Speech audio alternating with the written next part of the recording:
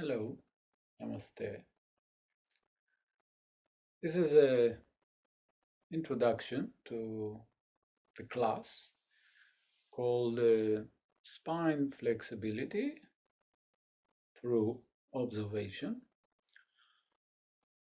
In this class, we, of course, work on the spine.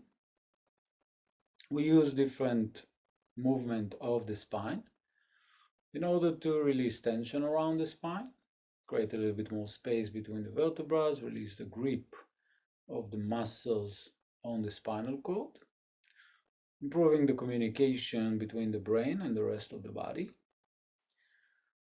We use vinyasa and asana, of course.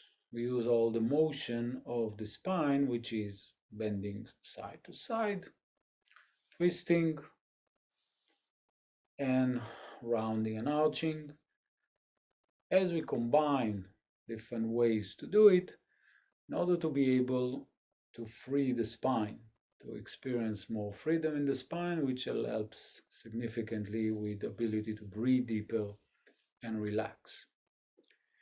But as you know, some of you do, every class that we do, we use the element of the posture, the vinyasa, the asana, the work on the anatomy for this class, the spine, in order to put in different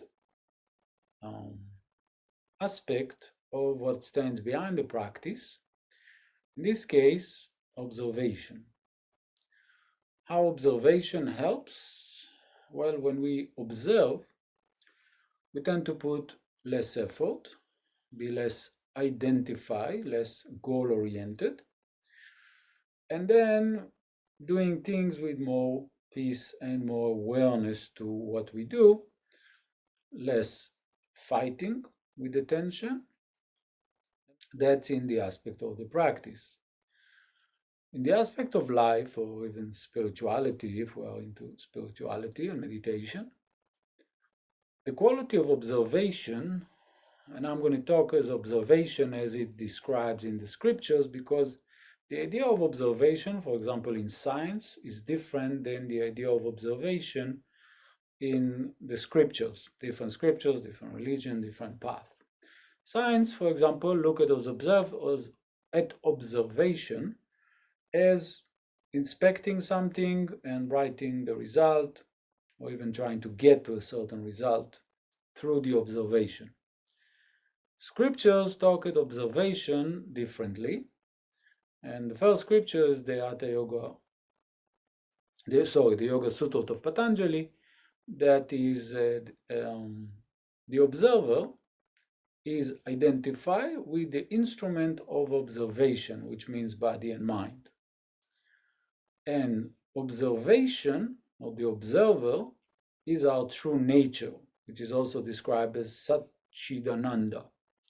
Sat, reality, Chid, awareness, Ananda, bliss, which means the state of observation, or in this case, not identification with the body and mind, bring us into the experience of reality.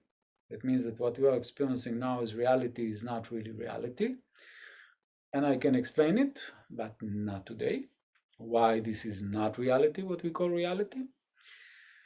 And there is reality behind it, and awareness to it, and the experience of bliss in it, in the reality, not this one. So, awareness, observation is no identification.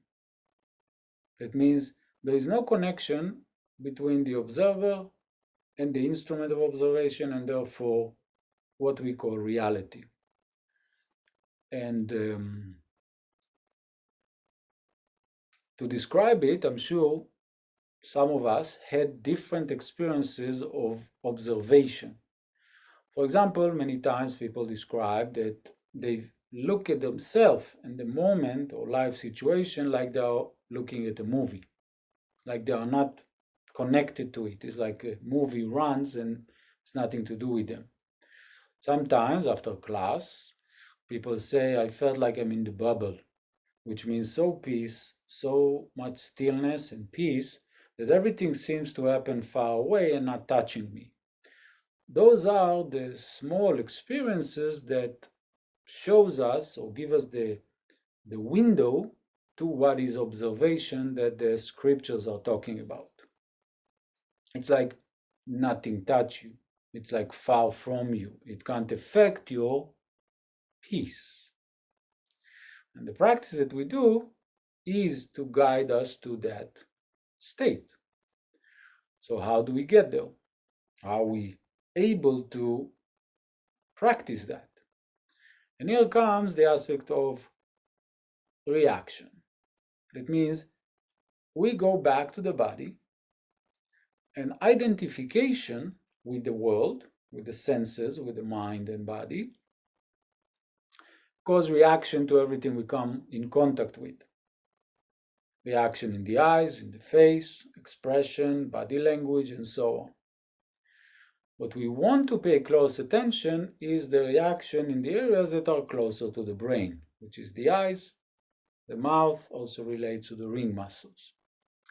The better awareness and ability that we have to notice those reactions and to calm them down,